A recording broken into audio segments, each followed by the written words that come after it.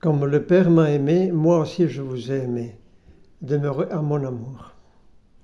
Voici comment saint Augustin, évêque d'Hippone, en 430, nous commente cet évangile d'aujourd'hui. Le Seigneur Jésus affirme qu'il donne à ses disciples un commandement nouveau, celui de l'amour mutuel. Est-ce que ce commandement n'existait pas déjà dans la loi ancienne, puisqu'il est écrit « Tu aimeras ton prochain comme toi-même » ? Pourquoi donc le Seigneur appelle-t-il nouveau un commandement qui est évidemment si ancien ?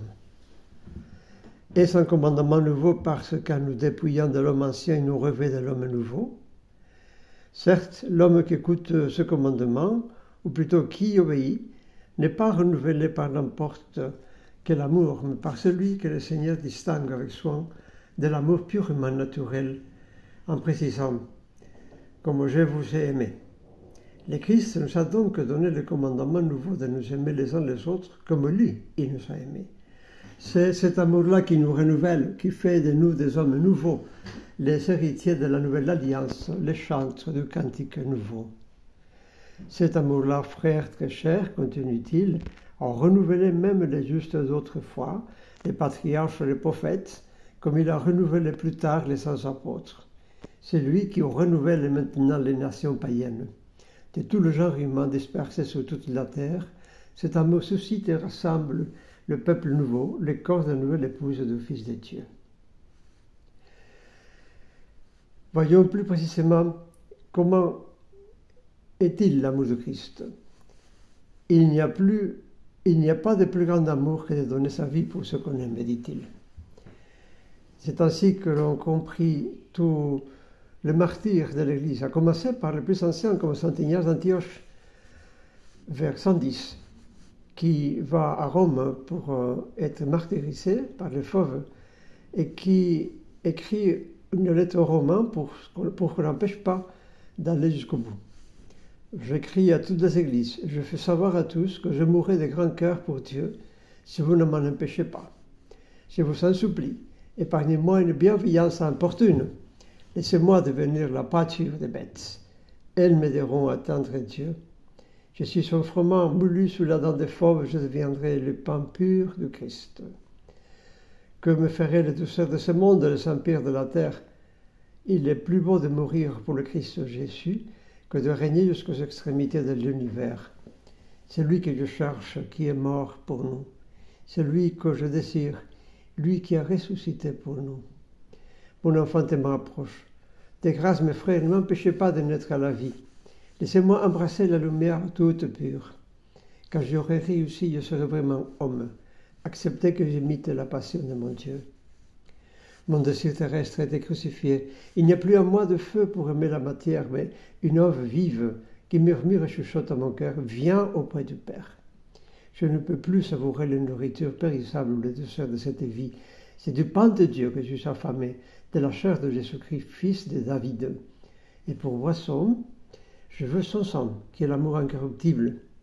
Priez pour la vie.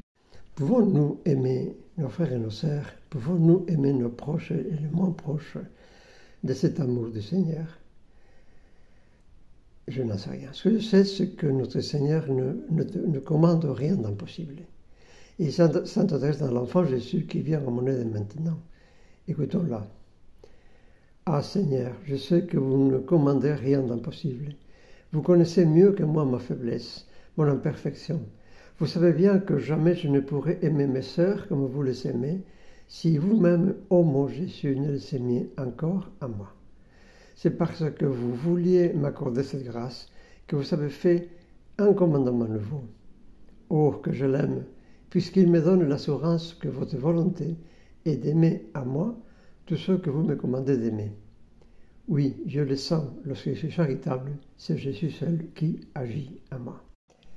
Dans l'un des podcasts de 10 minutes pour Jésus de la semaine dernière, et on a entendu une histoire émouvante que je vais vous raconter, où l'on voit des prêtres, concrètement des prêtres dans ce cas-là, donner leur vie pour les autres. Il s'agit de 3 prêtres catholiques qui étaient présents au Titanic.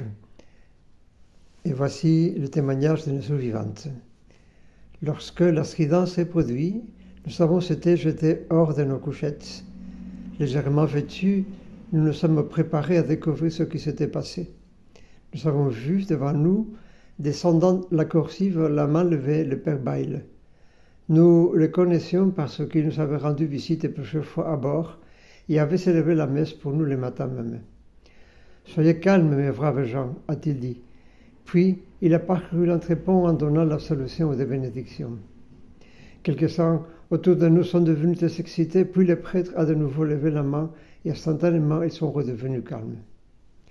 Les passagers ont été immédiatement impressionnés par la maîtrise absolue du prêtre. Il a commencé à réciter le rosaire. Les prières de tous, sans distinction de croyance, étaient mélangées et toutes les réponses de l'Ave Maria étaient fortes et vigoreuses. Voici le témoignage de Miss Helen Marie McLeod, passagère de 3e classe du Titanic. Voici un autre témoignage sur le prêtre. Lorsque l'excitation est devenue effrayante, tous les catholiques à bord ont demandé l'aide des prêtres avec la plus grande ferveur. Les deux prêtres incitaient les condamnés à mort à faire acte de contrition, à se préparer à rencontrer la face de Dieu. Ils animaient le chapelet et d'autres répondaient. Le bruit de la récitation irrita quelques passagers et certains ridiculisèrent ceux qui priaient et commencèrent à danser autour d'eux.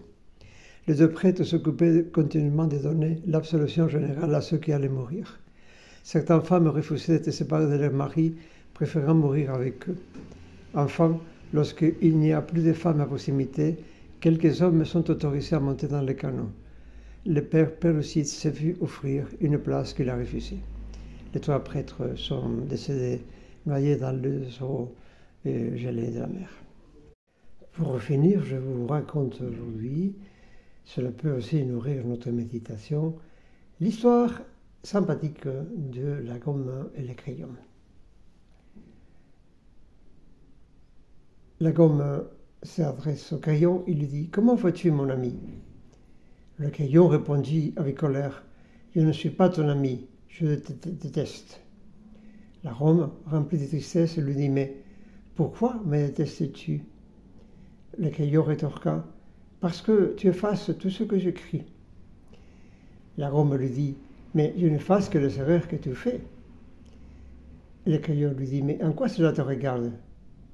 La gomme, toujours les yeux remplis de tristesse, lui dit « Je suis une gomme et c'est mon travail. » Le crayon, encore en colère, lui dit « Ce n'est pas un vrai travail. » Mais la gomme répéta sans cesse « Mon travail est aussi utile et important que le tien. » Le crayon lui dit « Tu as tort et tu es prétentieuse, car celui qui écrit est meilleur que celui qui efface. » La gomme lui dit « Supprimer l'erreur équivaut à écrire ce qui est bien. » Le crayon restait silencieux pendant un moment. Puis il a dit avec grande tristesse « Mais je te vois raccourcir jour après jour. » La gomme lui dit « C'est parce que je sacrifie quelque chose de moi à chaque fois que je te fasse une erreur. » Le crayon lui dit « Moi aussi, je me sens chaque jour plus petit, plus court que je ne l'étais. » La gomme, voulant consoler le crayon, rajouta « Nous ne pouvons être utiles aux autres qu'en faisant sacrifice pour eux. » Puis la gomme a regardé le crayon avec une grande gentillesse en disant « Tu me détestes toujours ?»